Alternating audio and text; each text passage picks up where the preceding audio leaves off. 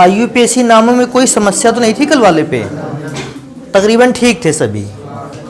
अगर IUPAC नाम सही है तो फिर एक और काम कर लेते हैं, समावयवता को पढ़ लेते हैं। वैसे तो बेटा समावयवताओं को अगर विभाजित किया जाए तो कई प्रकार की होती हैं, लेकिन अभी क्या है कि हम लोग केवल उन समावयवताओं को पढ़ने वाले हैं जो समावयवताएं या तो एल्डिहाइड में पाई जाती है या कीटोन में पाई जाती है। बाकी की और भी जो समावयवताएं हैं, जिस चैप्टर पे जिस समावयवता का यूज है वहाँ उस समावयवता को पढ़ाया जाता रहेगा। आज के दिन केवल उन समावयवताओं को पढ़ेंगे जो कि इस चैप्टर से रिलेटेड है या जो समावयवता एल्डिहाइड और कीटोन में पाई जाती है।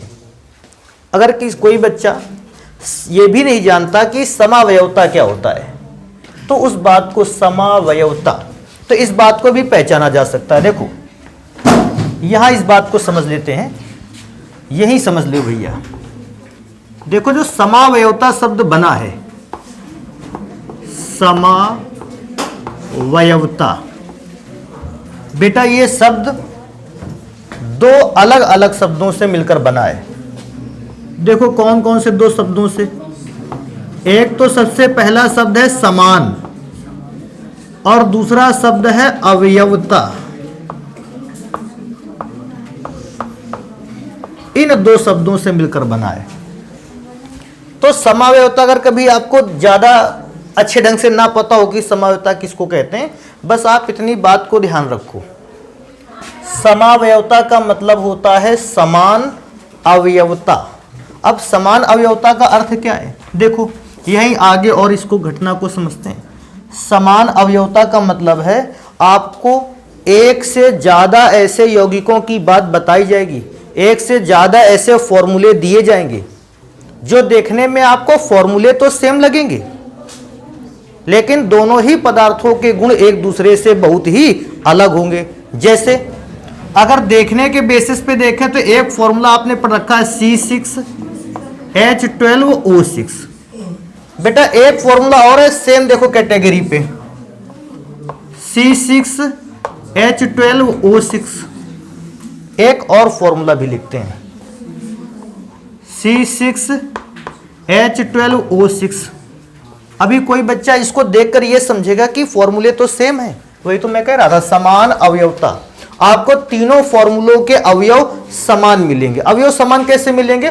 कार्बन 6 अगर एक में है तो उसमें भी अवयवों की संख्या में से कार्बन 6, हाइड्रोजन 12 तो उसमें भी हाइड्रोजन के 12 अणु ही हैं, परमाणु हैं। ऑक्सीजन के 6 परमाणु तो बाकी के दोनों में भी ऑक्सीजन के 6 परमाणु हैं। मतलब तीनों ही फॉर्मूलों में अवयवों की संख्या आपस में कैसी है? समान अवयव हैं। लेकिन मैं बताऊं इनमें से एक फॉर्मूला जो है वो ग्लूकोज को रिप्रेजेंट करता है,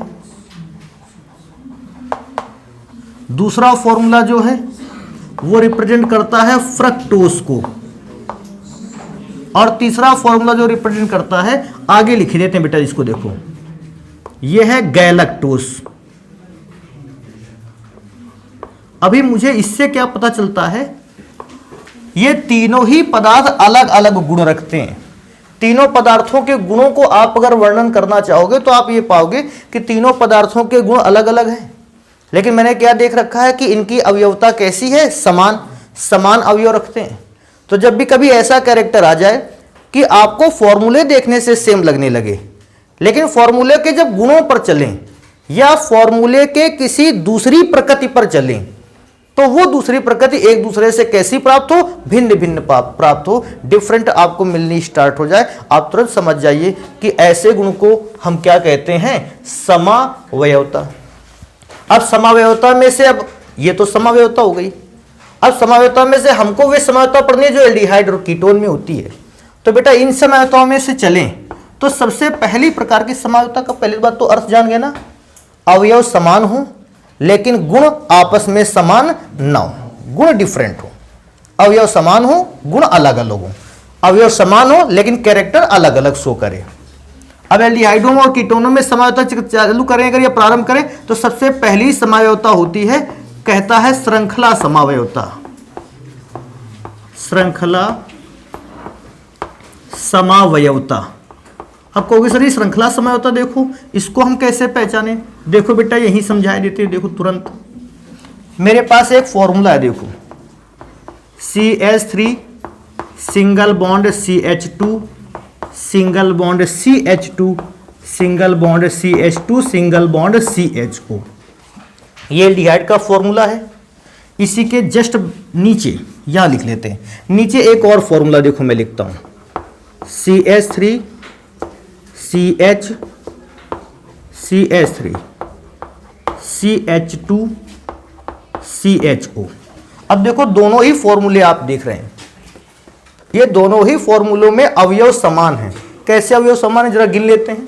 कार्बन 1 2 3 4 और 5, यहां पर आओगे तो कार्बन 1 2 3 4 और 5। बेटा आप हाइड्रोजन पर गिन के भी देखना, हाइड्रोजन को गिनने जाओगे तो वो भी दोनों में ही सेम होंगे। दोनों ही फॉर्मूले में सेम क्या मिल रहा है? सबसे पहली बात तो कार्बन दोनों फॉर्मूले में कितने हैं? 5। हाइड्रोजन को गिनोगे 3 2 5 2 7 2 9 और 1 10, और नीचे वाले पर भी गिनोगे तो हाइड्रोजन कितने होंगे? 10, और ऑक्सीजन दोनों में ही कितना है? 1। तो मैं देखता हूं दोनों ही फॉर्मूले में अवयव की संख्या सेम है, लेकिन जरा देखो ध्यान से, ये सीधी श्रृंखला है। जब कभी भी कार्बन एटम सीधी लाइन में अरेंज होते हैं, इसको कहते हैं अशाखित श्रृंखला। कोई भी शाखा नहीं फूटी है, सेम सीरीज में चलते जा रहे हैं कार्बन एटम। लेकिन देखो इसमें से कार्बन एटम सीरीज में तो चले ही, साथ में एक कार्बन एटम को ग्रुप से इस चेन से लटका दिया गया नीचे, इसको कहते हैं शाखित श्रृंखला। बेटा देखो इनके नाम भी ऐसे डाले गए हैं या लिखे गए हैं, आप समझ भी सकते हो। शाखा का मतलब जानते हो? अगर आपने कोई पेड़ देखा होगा, ये पेड़ का मुख्य भाग है, और शाखा क्या होती है? उसी पेड़ से जस्ट बगल में निकली रहती है। सेम प्रोसीजर पे देखो, ये मुख्य पेड़ है और उससे बगल में क्या निकली है? शाखा। क्या इसमें कोई शाखा निकली थी? नहीं, अशाखित श्रृंखला। और इसको कैसे कहोगे? शाखित श्रृंखला, मतलब इसमें शाखा उपस्थित है। तो जब भी कभी ऐसा आपको देखने में लगने लगे कि मॉलिक्यूलर फॉर्मूला दोनों का सेम था, लेकिन इसमें शाखा नहीं बनी थी, इसमें शाखा बनी है, तो श्रृंखला बदल रही है। अशाखित श्रृंखला से कौन सी श्रृंखला हो रही? शाखित श्रृंखला। तो यौगिकों में इस प्रकार की जो श्रृंखला का चेंज है, इस प्रकार की समवायता को हम नाम देंगे श्रृंखला समवायता। क्या नाम इनके बता पाओगे? बेटा इसका ऊपर वाले का नाम क्या है? कार्बन है 5। क्या करें यहां पर? IUPAC नाम पर ही ध्यान दें, क्योंकि वही ज्यादा डिमांड में रहते हैं। IUPAC नाम पर ध्यान दोगे। कार्बन टोटल 5 है, 5 को आपको पता होगा पेंटेन, और लास्ट में अल लगता था तो पेंटेनल।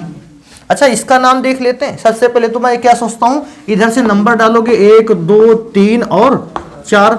तीसरे नंबर पर CH3 ग्रुप लगा है, 3 मेथाइल, और बेटा और भी पढ़ेंगे। सीधी लाइन में कितने कार्बन बचे? 4 को क्या बोलते हो? ब्यूटेनल। तो अगर कभी कोई पूछेगा भी अगर आपसे कि पेंटेनल और 3 मेथिल ब्यूटेनल में किस प्रकार की समवायता पाई जाती है, पहले फॉर्मूले बनाओगी, फिर देखोगे यार इसमें तो सारे कार्बन सीधी लाइन पे अरेंज हैं, परंतु इसमें सारे कार्बन सीधी लाइन पे अरेंज नहीं, बल्कि कोई ना कोई कार्बन श्रृंखला के रूप में कहां है? नीचे। तो क्योंकि दोनों की श्रृंखलाएं बदल रही हैं, इनमें पाई जाने वाली समवायता को हम क्या नाम दे देंगे? श्रृंखला समवायता। तो श्रृंखला समवायता को इस प्रकार से समझा जा सकता है।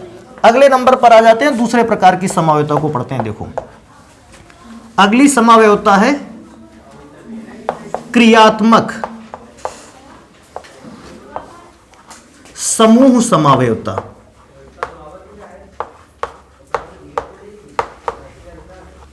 समवायता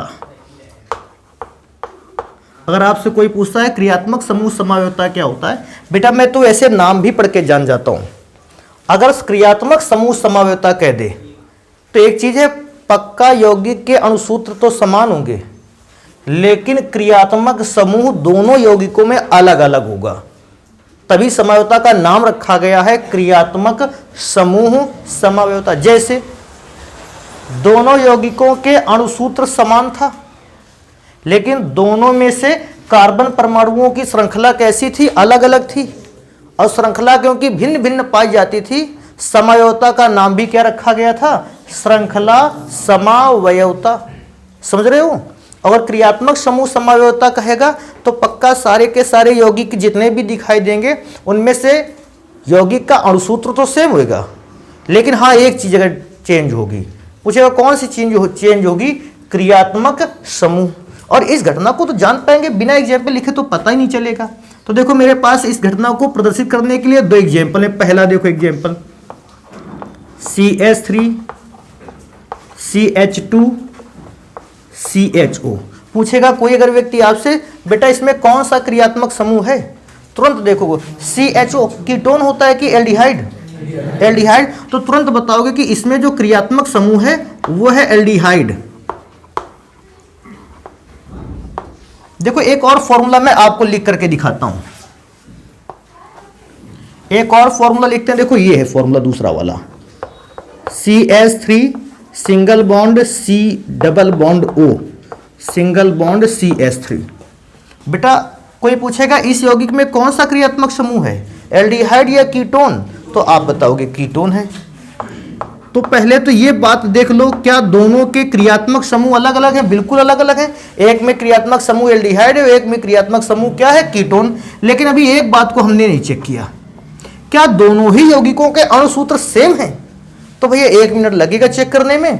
कार्बन एक और एक मिलके 3, 1 2 3, हाँ कार्बन 3 है। हाइड्रोजन गिन लो भैया, 3 2 5 और 1 6, 3 और 3 6। तो मैं क्या देखता हूं, कार्बन दोनों में से कितने थे? 3, हाइड्रोजन दोनों में से 6, ऑक्सीजन दोनों में से 1। कार्बन सेम है, हाइड्रोजन सेम है, ऑक्सीजन सेम है, अवयव तो पूरे के पूरे समान है। अवयव पूरे के समान है, इसलिए मैंने समावयवता को तो पहले ही समझ गया कि अवयव समान है। लेकिन क्या दोनों का क्रियात्मक समूह अलग अलग है? बिल्कुल है। पहले में एल्डिहाइड है, दूसरे में कौन सा क्रियात्मक समूह? कीटोन। तो इस प्रकार के यौगिकों की समावयवता को हम क्या कहेंगे? क्रियात्मक समूह समावयवता। नाम पहले लिख ले, फिर एक चीज और देखो तुमको बताते हैं। बेटा इसका नाम पढ़ोगे, कार्बन कितने हैं? 3। 3 को आप बोलोगे प्रोपेनल। बेटा इसका नाम लेना होगा, IUPAC नाम लिख लेते हैं। कार्बन कितने हैं? 3। 3 को बोलते थे प्रोपेनोन। देखो इसको और भी कितने प्रकार से हम आपको समझा सकते हैं। पूछता है प्रोपेनल और प्रोपेनोन में किस प्रकार की समावयवता पाई जाती है? क्रियात्मक समूह समावयवता। ऐसे भी बात बता सकता है, या ऐसे कह सकता है कि नहीं, 2 क्रियात्मक समूह समावयवियों के नाम और सूत्र लिखो। भैया तो भी लिख डालोगे यही को। एल्डिहाइड और कीटोन में किस प्रकार की समावयवता पाई जाती है? क्रियात्मक समूह समावयवता को उदाहरण द्वारा समझाइए। भैया उदाहरण द्वारा आपने लिख रखा है। यौगिकों के दोनों के यौगिकों के अणुसूत्र आपस में कैसे हैं? समान। अलग क्या है दोनों का? क्रियात्मक समूह। तीसरे प्रकार की समावयवता पर आ जाते हैं, और तीसरे प्रकार की समावयवता को यहां देखो पढ़ते हैं। और तीसरे प्रकार की समावयवता को कहते हैं मध्यावयवता, मेटामेरिज्म भी इसको कहते हैं। और बेटा मैं क्या बोलता हूं कि जब भी कभी किसी समावयवता का नाम रखा गया है, मैं तो ऐसा मानता हूं हजारों बार सोच के इसका नाम दिया गया है। इसका नाम बिल्कुल उस समावयवता को पूरी तरीके से रिप्रेजेंट करता है। पहली बात तो ये याद रखने लायक है कि मध्यावयवता नाम की जो समावयवता होती है वो एल्डिहाइड शो नहीं कर पाते हैं। मध्यावयवता 2 प्रकार के यौगिकों में केवल पाई जाती है, या तो कीटोन्स में और या तो ईथर में। ईथर इस चैप्टर का हिस्सा नहीं है। इस चैप्टर का अगर केवल हिस्सा है तो वो है कीटोन। तो अगर कोई पूछेगा मध्यावयवता कहां कहां पाई जाती है, तो पहला कहां पाई जाती है? ईथर में, और दूसरा कहां पाई जाती है? कीटोन में। एक तो बच्चा ये बात याद रखोगे, ईथर और कीटोन में इस प्रकार की समावयवता पाई जाती है। अब हम तुमको फॉर्मूले लिख के दिखा रहे हैं, और समझो इस बात को। और मेरा ख्याल है कि जैसे ही मैं लिखूंगा फॉर्मूले को थोड़ा से बताएंगे, पूरा समझ में आ जाने वाला है। देखो पहला फॉर्मूला लिखते हैं। अच्छा इस बार एल्डिहाइड तो लिखना नहीं है, क्योंकि मैंने लिख रखा है कि या तो ईथर में उत्पन्न होता है या तो कीटोन में, और ईथर भी इस चैप्टर का भाग नहीं है, तो बात केवल किस पर होगी, कीटोन पर। तो CH3 single bond CH2 single bond CO, एक फॉर्मूला मैंने यहां लिख दिया। ऐसा भी लिख सकते थे, परेशान ना होना इस बात को लेकर कि सर जी C और O तो डबल बॉन्ड के साथ लगता था, तो मैंने बताया नहीं था, आप नहीं भी लिखें डबल बॉन्ड तो भी ठीक है। सारे बच्चों को यह पता होना चाहिए कि C और O के बीच में कौन सा बॉन्ड है, डबल। आप कहो तो मैं लिख भी दूंगा, आप नहीं ऐसे समझ सकते हो तो ऐसे भी समझ लो। एग्जाम जब आएगा तो किसी भी प्रकार का हो सकता है। ये एक सूत्र और लिखते हैं, देखो CH3 single bond CO single bond CH2 single bond CH2 single bond CH3। पहला काम तो भैया जो मेरा है, मैं तो ये बोलूंगा दोनों में से जरा अवयव गिन लेते हैं, क्योंकि सबसे पहले जरूरी है समान अवयवता को देख लेना। कार्बन 1 2 3 4 और 5, तो C तो 5 है, इसमें भी गिन लेना, कार्बन 5 ही होगा। हाइड्रोजन 3 और 2 5 और 2 7 3 10, नीचे वाले पर भी हाइड्रोजन गिन लेना 10 है, और नीचे वाले पर गिन लेना और ऊपर वाले पर भी गिन लेना, ऑक्सीजन एटम जो है वो 1 है। इसका मतलब दोनों में अवयव की संख्या तो समान है। नाम क्या लिखा है, मध्यावयवता, मध्य की अवयवता। अच्छा, मध्य की अवयवता जरा देखो, मध्य में कौन सा ग्रुप लगा है, CO है, अभी भी ये मध्य में, लेकिन यहां देखो ठीक मध्य में था, और यहां मध्य से थोड़ा सा क्या हो रहा है, खिसक रहा है। कोई पूछेगा क्या सबसे किनारे चला गया, नहीं, क्योंकि CO रहता है तो ध्रुव कार्बन के बीच में ही। लेकिन जरा ध्यान से देखो, ये मध्य में ही अपनी जगह पर खिसक रहा है, लेकिन खिसकने के बावजूद ये CO किनारे नहीं आ रहा है। मतलब रहना इसको कहां है, श्रृंखला के मध्य में ही कहीं रहना है, और मध्य में चाहे जहां झूलता रहे, लेकिन जहां पर रहेगा उससे एक कार्बन इधर जरूर रहेगा, और जहां रहेगा उससे एक कार्बन उधर जरूर रहेगा। मतलब ये मध्य में ही घूमता रहेगा, और क्योंकि CO ग्रुप मध्य में ही घूमता रहेगा, इस प्रकार की समवायता को नाम क्या दिया गया, मध्यावयवता। ये बात क्या नहीं समझ में आ पा रही है कि मध्यावयवता सर जी क्यों बता रहे हैं इसको? किस बच्चों के दिमाग में होगा मध्य में तो ये है, ये मध्य में थोड़ी है बेटा, मध्य में ये भी है। देखो कैसे,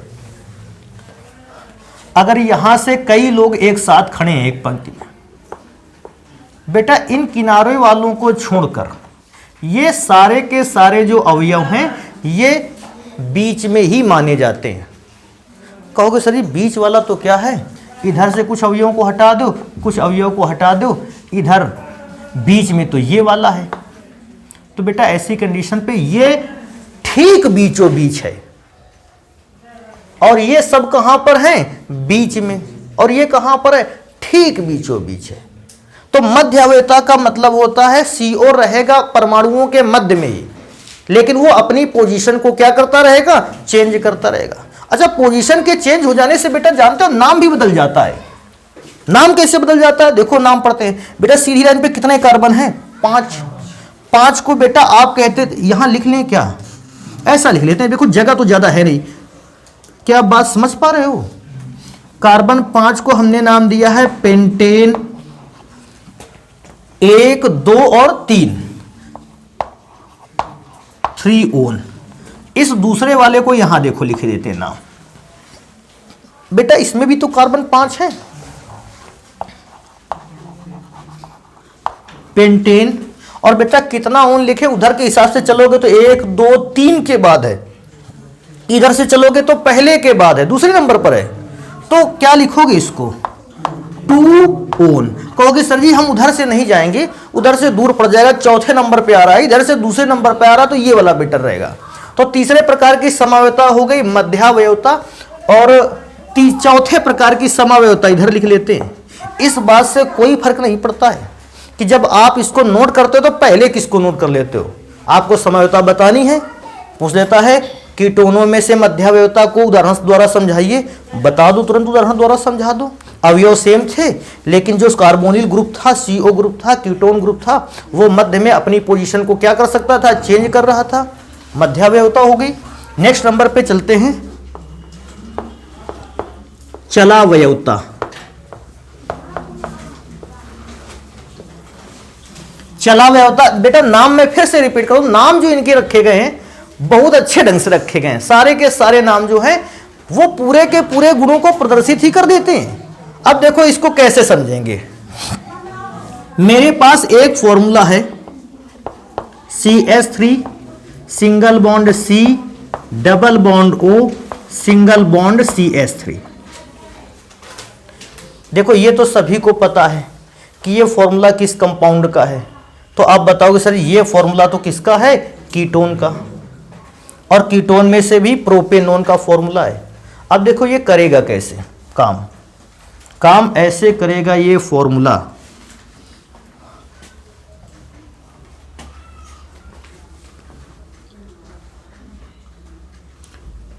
ये फॉर्मूला कीटोन का, देखो ये फॉर्मूला ऐसा काम करेगा, डबल बॉन्ड है, डबल बॉन्ड में एक बॉन्ड होता है सिग्मा और एक बॉन्ड होता है पाई। देखो बस यहीं से समझना है तुमको, इनमें से पाई बॉन्ड को ट्रांसफर करेगा यहां इस जगह पर।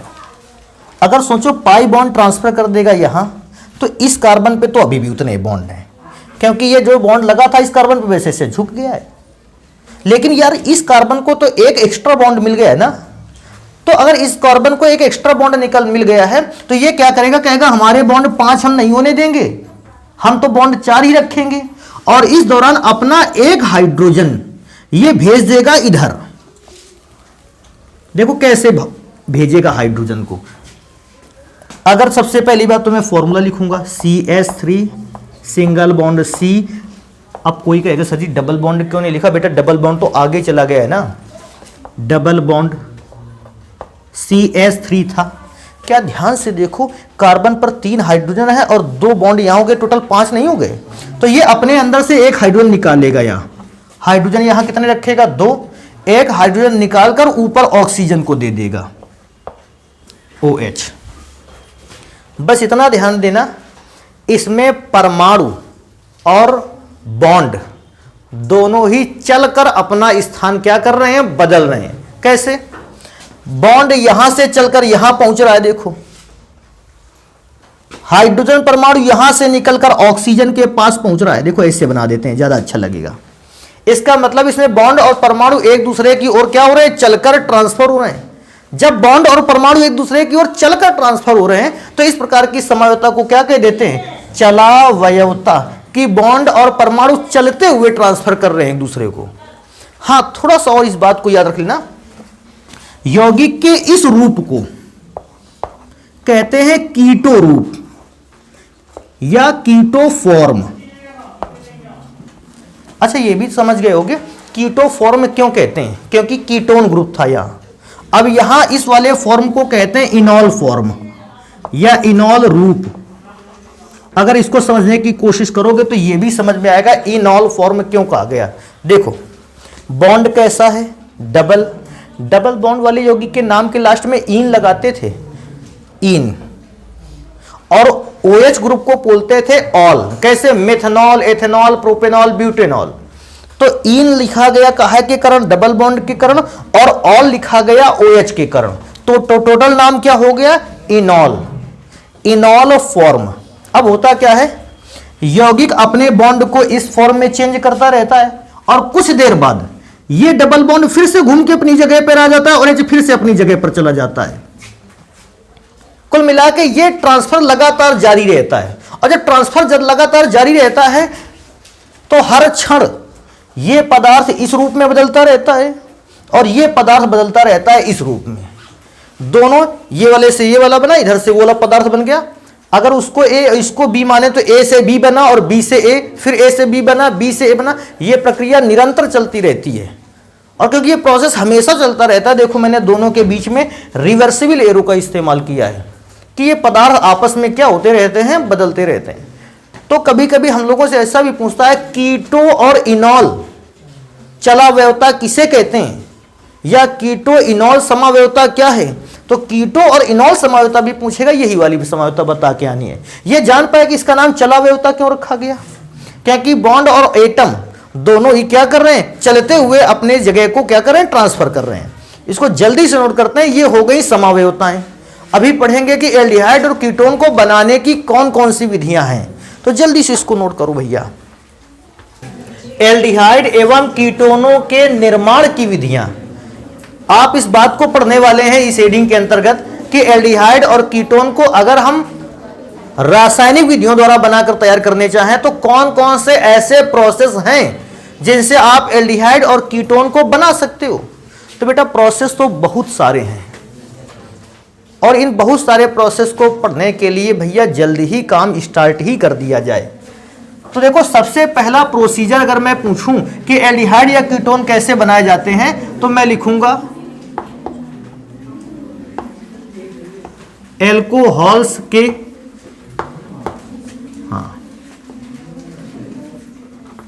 ऑक्सीकरण से, ऑक्सीकरण से। अगर आपके पास कोई भी एल्कोहल है, आप उसका ऑक्सीकरण करवाना चाहते हो तो भैया उसका ऑक्सीकरण करवाओ और ऑक्सीकरण करते हुए या तो एल्डिहाइड बनाओ या तो कीटोन बनाओ। पूछेगा सर जी ऑक्सीकरण तो करवाओगे, लेकिन क्या कोई उत्प्रेरक ऐसा है जो ऑक्सीकरण करवा दे? कहेंगे हां, दो उत्प्रेरक यूज करो मेनली।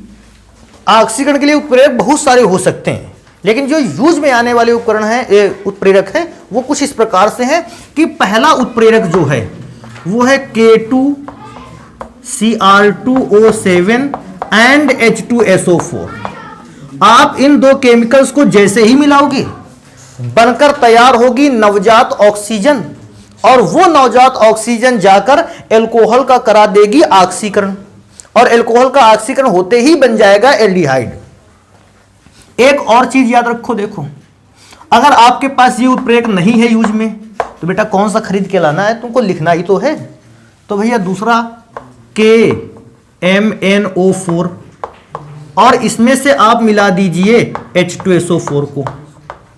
कुछ किताबों में H2SO4 को पूरा ना लिखकर H+ आयन लिख दिया है केवल, और उसका भी मतलब है कि पोटेशियम परमैंगनेट लाल दवा के अम्लीय विलयन द्वारा ऑक्सीकरण करवाया गया है, क्योंकि KMNO4 में भी जैसे आप H2SO4 मिलाओगे नवजात ऑक्सीजन बनेगी और वो नवजात ऑक्सीजन इस पदार्थ का क्या करवा देगी, ऑक्सीकरण। और ऑक्सीकरण को देखो पढ़ना स्टार्ट करते हैं कैसे। यहां से पहली अभिक्रिया, मैं नॉर्मली कोई एक एल्कोहल लेने वाला हूं, तो मेरे पास नॉर्मली एल्कोहल की बात करें तो मेरे पास है एक एल्कोहल CH2OH। अगर कोई पूछेगा सर जी इसके बारे में और कुछ बता दो, तो बस इतनी बात बताएंगे कि ये 1 डिग्री एल्कोहल है। ALC का मतलब समझ जाओगे, एल्कोहल।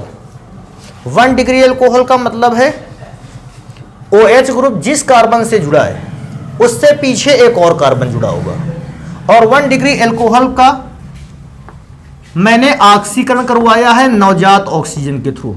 कोई बच्चा ऐसा भी सोच सकता है सर जी ये कैसे आया, तो जानते हो ये कैसे आया था? मैंने इसको बनाने के लिए K2Cr2O7 में से H2SO4 को क्या किया था, मिलाया था, तब जाकर ये नवजात ऑक्सीजन बना था। और ये नवजात ऑक्सीजन देखो बिगाड़ेगा कैसे अभिक्रिया के क्रम को। यहां से एक H, यहां से एक H इस नवजात ऑक्सीजन को लेकर के अलग हो जाएगा, H और O को लेकर अलग हो जाएगा। जानते हो क्या बनेगा, H2O। तीर के निशान के नीचे है, माइनस करके लिख लीजिए इसको। क्या बचता है, R सिंगल बॉन्ड C। बेटा 2 H थे, एक ही तो गया था, तो क्या एक H नहीं बचा होगा, बचा होगा, और साथ में क्या बचा होगा, O, RCHO। ये किसका फॉर्मूला, एल्डिहाइड का कि कीटोन का? एल्डिहाइड का। मतलब हमने इस बार एल्डिहाइड बनाकर तैयार किया है। और सबसे इंपॉर्टेंट बात जानते हो क्या है, अगर प्राथमिक एल्कोहल का ऑक्सीकरण करवाते हो तो एल्डिहाइड बनता है। यह बात तैयार रखने लायक है। कहेगा सर जी ये R तो लिख कर दिखा दिया, कोई एक ऐसी अभिक्रिया भी इस पर आधारित बता दीजिए। अरे बिल्कुल देखो अभिक्रिया बताते हैं। बेटा देखो मैंने इस बार एल्कोहल में से पहला एल्कोहल ले रखा है CH3OH। ये प्राइमरी एल्कोहल है और इसका अगर नाम आप देखना चाहते हो इसका नाम है मेथाइल एल्कोहल। मेथाइल एल्कोहल कहते हैं।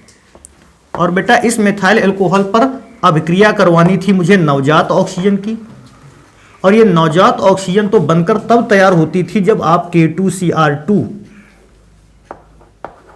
O7 में से अम्ल को मिला देते थे। देखो इस बार मैंने अम्ल की जगह पर केवल H+ आयन लिख रखा है।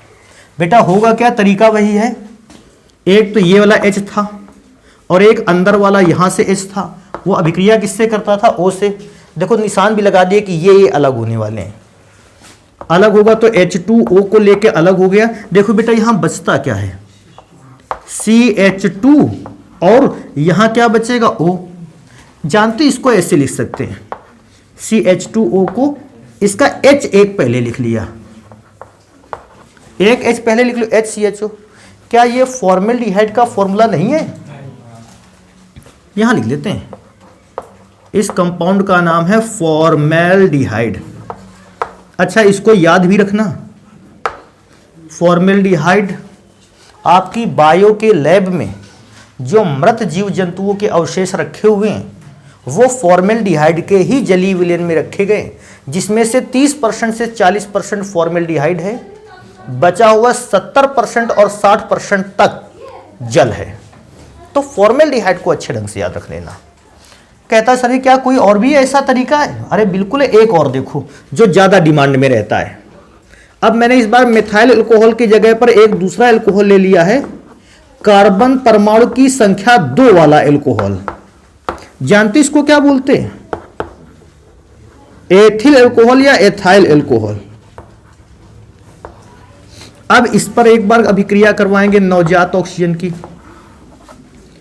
तो K2Cr2O7 के अम्लीय विलयन में से तरीका देखो बेटा, H और O, HHO अगर अलग हो गया तो H2O, और यहां पर बचेगा मेरे पास CH3, पर तो कुछ चेंज हुआ ही नहीं था, चेंज तो यहां हुआ था, C2H से तो एक H चला गया और बचा O, CHO। बेटा इसका कोई पूछेगा नाम क्या है, इसका नाम है एसीटैल्डिहाइड, नीचे लिख लेते हैं एसीटैल्डिहाइड। और पूछोगे सर कहोगे नाम तो भैया कल ही तो नाम पढ़े अभी इसके सभी के। तो प्राइमरी अल्कोहल अगर होता है ऑक्सीकरण करवाने पर क्या बनाता है, एल्डिहाइड। अब बात कर लेंगे द्वितीयक अल्कोहल की, सेकेंडरी अल्कोहल भी तो कोई चीज होती है, उसकी भी बात कर लो भैया। तो जब सेकेंडरी अल्कोहल की बात करेंगे तो भैया स्टार लगा के बात करेंगे उसका। तो सेकेंडरी अल्कोहल का फॉर्मूला होता है R single bond C single bond R CHOH, ये फॉर्मूला है सेकेंडरी अल्कोहल का। सेकेंडरी अल्कोहल में OH जिस कार्बन से जुड़ा होता है उस कार्बन के साथ 2 एल्किल ग्रुप होते हैं।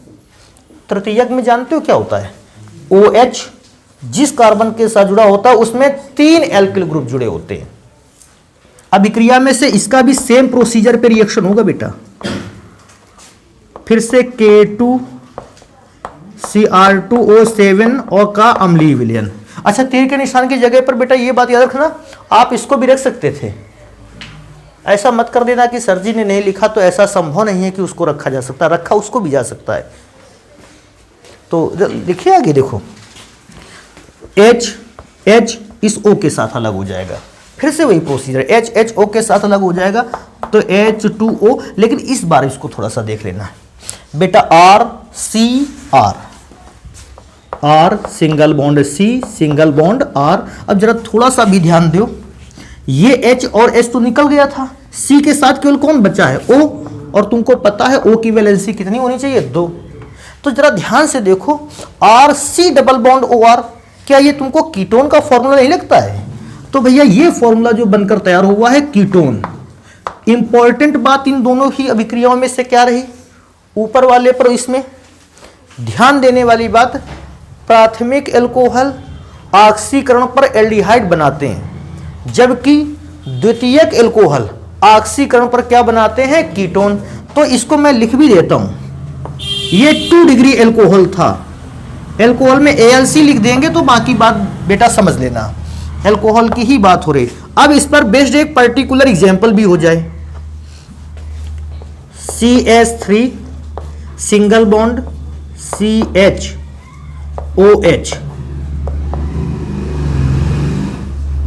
और यहां पर भी CH3।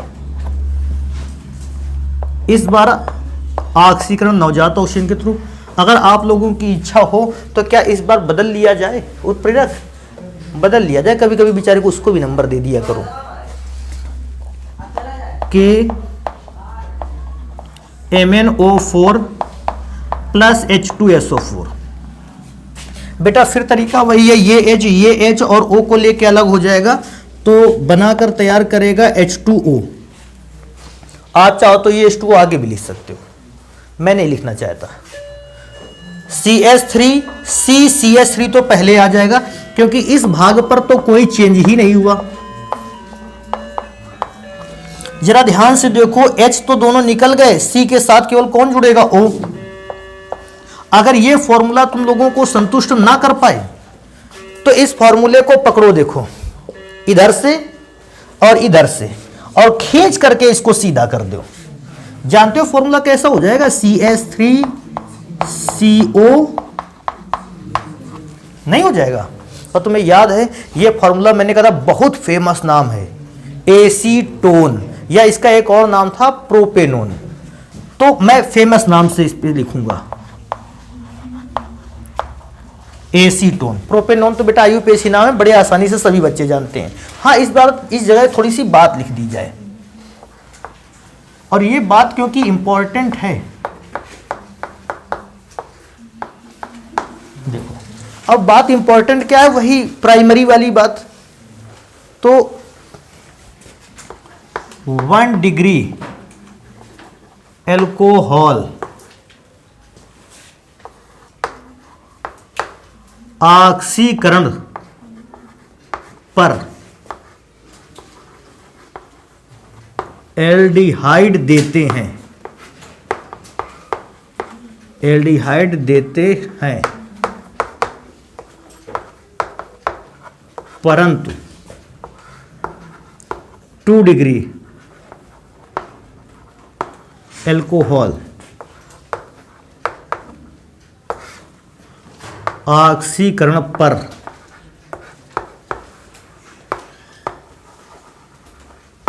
कीटोन का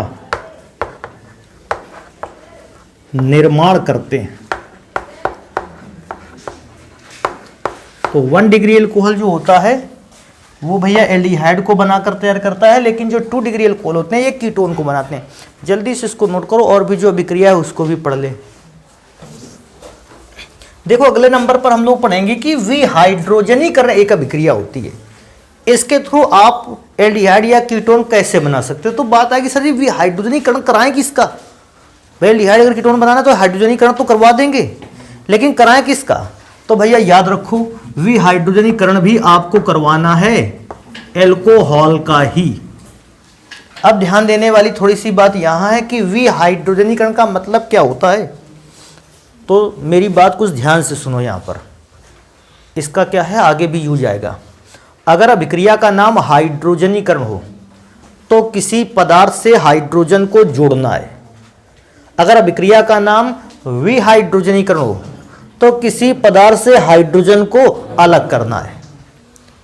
अगर अभिक्रिया का नाम क्लोरीनीकरण हो तो पदार्थ पर अभिक्रिया के दौरान क्लोरीन को जोड़ना है। अगर आपसे कह दे कि विक्लोरीनीकरण कराओ, हटाना है। कार्बोक्सिलेशन अभिक्रिया कह दे कार्बोक्सिलीकरण, तो कार्बोक्सिलिक ग्रुप को जोड़ना है। और विकार्बोक्सिलीकरण कह दे तो कार्बोक्सिलिक ग्रुप को खत्म करना है, हटाना है।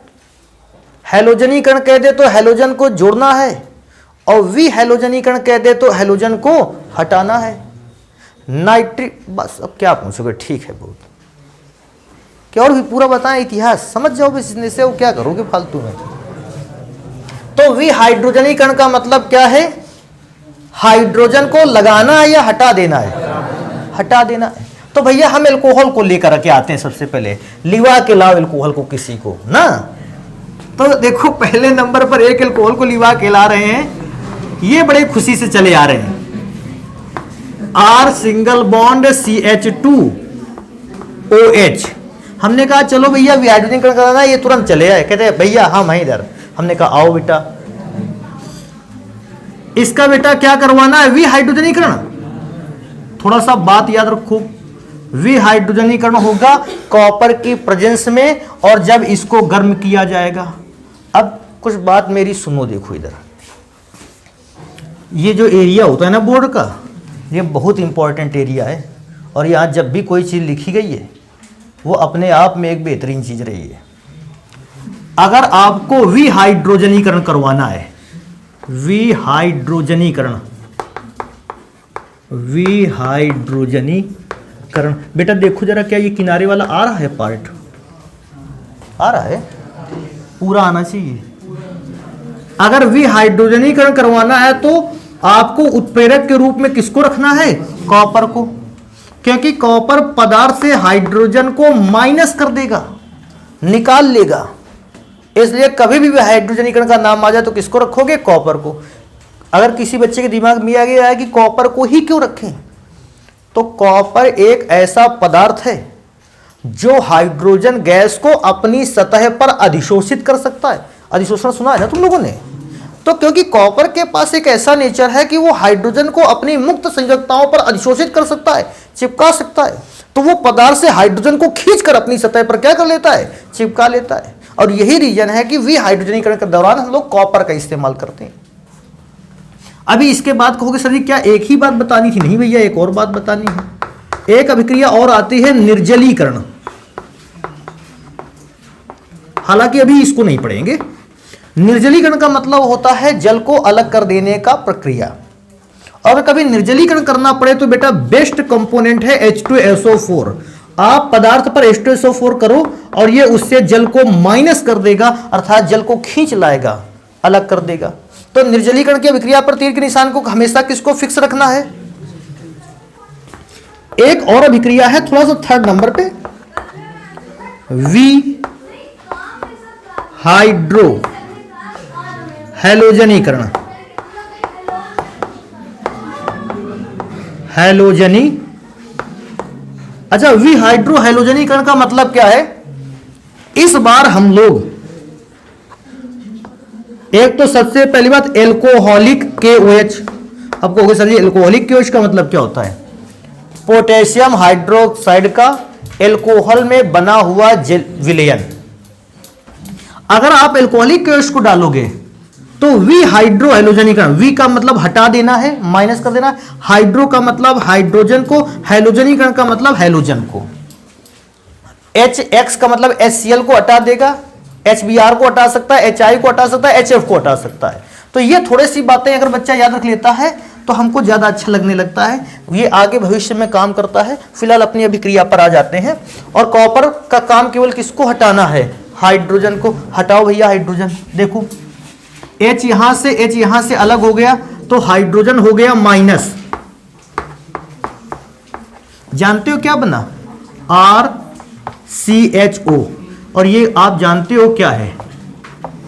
एल्डिहाइड। इस पर एक अभिक्रिया लिखेंगे, देखो RCH2OH एल्कोहल जो प्राइमरी, इसकी जगह पे हम एक एल्कोहल इस्तेमाल करेंगे CH3OH। इसको मेथाइल एल्कोहल कहते हैं। कॉपर की प्रेजेंस में इसको गर्म करते हुए इससे H और H, 2 H अलग कर लेंगे। सोचो अगर 2 H अलग कर लोगे तो यहां बचने वाला पदार्थ है CH2O। क्या तुमको याद है CH2O को कैसे लिख रहे थे अभी कुछ देर पहले? HCHO। इसको नाम क्या देते थे? फॉर्मेल्डिहाइड। लिखेंगे नहीं, समझोगे अपना। अच्छा, लेकिन ये लिखने के बाद होमवर्क भी तो कुछ रहना चाहिए। तो ये वाली अभिक्रिया का भाग तुम्हारे लिए होमवर्क है। CH3CH2OH। कॉपर की प्रेजेंस में आपने हीट किया है सब्सटेंस को और आपने हाइड्रोजन अलग कर लेना है। ठीक है, छोड़ दें क्या इसको? तो इसको क्या कर लेना है? पूरा कर लेना है। तो प्राइमरी का तो बेटा जान गए आप कि प्राइमरी अल्कोहल लिया, एल्डिहाइड बना लिया। अब सेकेंडरी अल्कोहल की बात करेंगे यहां, तो स्टार लगा के। सेकेंडरी अल्कोहल का फॉर्मूला CHOS होता था और यहां एक और R लगता था। और बेटा इस बार अगर आप कॉपर की प्रेजेंस रखोगे और गर्म करते हुए आप हाइड्रोजन को माइनस करोगे, यहां से निकालोगे, तो बेटा H और H गायब हो गया, H निकाल के यहां पर आ गया। तो देखो जानते हो क्या बन रहा है, R single bond C single bond R double bond O. क्या ये कीटोन है? हाँ भैया, दिया गया पदार्थ क्या है? कीटोन। तो इससे एक बात पता चलती है, जानते हो क्या पता चल रही है? प्राइमरी अल्कोहल का विहाइड्रोजनीकरण कराने पर एल्डिहाइड और सेकेंडरी अल्कोहल का विहाइड्रोजनीकरण कराने पर कीटोन बनता है। इसका एक एग्जाम्पल और हम लिख के खुद दिखाएंगे। CH3 single bond CHOH single bond CH3 isopropyl alcohol इसको कहते हैं। अगर लिखना चाहोगे आइसोप्रोपाइल अल्कोहल या सेकेंडरी प्रोपिल अल्कोहल। बेटा इसमें से भी अभिक्रिया में से वही Cu की प्रेजेंस में आप गर्म करोगे तो ये हाइड्रोजन को यहां और यहां से निकाल के हटा देगा। बेटा बनाने की कोशिश करोगे तो बनकर तैयार होगा CH3 CO और CH3। पहली बात क्या पता ली? प्राइमरी अल्कोहल से एल्डिहाइड, द्वितीयक अल्कोहल से कीटोन। इसमें बेटा एक और एग्जाम्पल लेंगे तृतीयक अल्कोहल का। क्यों लोगे सर जी?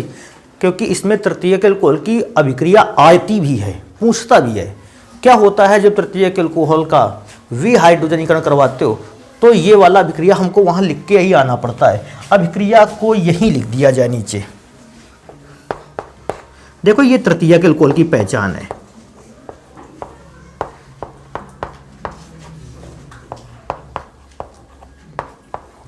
ये OH जिस कार्बन से जुड़ा है उससे कितने कार्बन जुड़े हैं? 3। तो भैया ये तृतीयक अल्कोहल की पहचान है। और इस पर जब मैंने कॉपर को रखा, सुनो भैया ये तो अलग है, अपना लेवल लेकर चल रहा है। जब मैंने इस पर रखा कॉपर को तो इसने बेटा कॉपर की प्रेजेंस में इसने हाइड्रोजन को नहीं अलग किया बल्कि इसने अलग किया जल को। और देखो कैसे जल को अलग किया। पहली बात तो ये गड़बड़ इसने की कि हम कराने गए थे विहाइड्रोजनीकरण, लेकिन विहाइड्रोजनीकरण ना होकर क्या हो गया? निर्जलीकरण। लेकिन फिर भी देखेंगे अगर निर्जलीकरण हो गया तो क्या होगा? ये OH और इसका एक H केवल लेके अलग हो जाएगा। बेटा अगर इसका एक H लेकर अलग होता है तो अलग क्या रहेगा? जल। बेटा मैं बताऊं क्या क्या बच रहा है? देखो CH3 CH नीचे की ओर भी CH3। बेटा जरा बताओ यहां बचा क्या होगा? CH2 सामने लिख लो इसको। लेकिन बॉन्ड जैसे ही देखोगे तो 3 बॉन्ड हो रहे हैं। इसके भी 3 बॉन्ड, इस कार्बन के भी 3 बॉन्ड, तो यहां क्या लगा दो? Double bond. और डबल बॉन्ड वाले कंपाउंड को आपको याद है ये एल्कीन है, तो मैंने यहां इसका नाम लिख रखा है एल्कीन। तो मुझे इससे जानते हो इंफॉर्मेशन क्या मिल रहा है? जो इंफॉर्मेशन मिल रहा है यहां पर लिखा जाएगा। 1 डिग्री एल्कोहल अगर आपके पास होता है, आप विहाइड्रोजनीकरण करवाते हो, विहाइड्रोजनीकरण करवाते हो। बेटा अब मेरे पास आगे लिखने की जगह नहीं है तो हम इसको यहां लिखेंगे। विहाइड्रोजनीकरण करवाते हो तो विहाइड्रोजनीकरण से आपको प्राप्त होता है एल्डिहाइड। 2 डिग्री एल्कोहल का विहाइड्रोजनीकरण करवाते हो तो आपको मिलता है कीटोन। 3 डिग्री या तृतीयक एल्कोहल का आप कराने गए थे विहाइड्रोजनीकरण, हो गया निर्जलीकरण, लेकिन इस दौरान बनकर तैयार हुआ एल्कीन। कभी अभी ऐसा भी आता है, रासायनिक अभिक्रिया द्वारा इस बात को प्रूफ करो कि प्राथमिक एल्कोहल की क्या पहचान है, द्वितीयक एल्कोहल की पहचान क्या है और तृतीयक एल्कोहल की पहचान क्या है।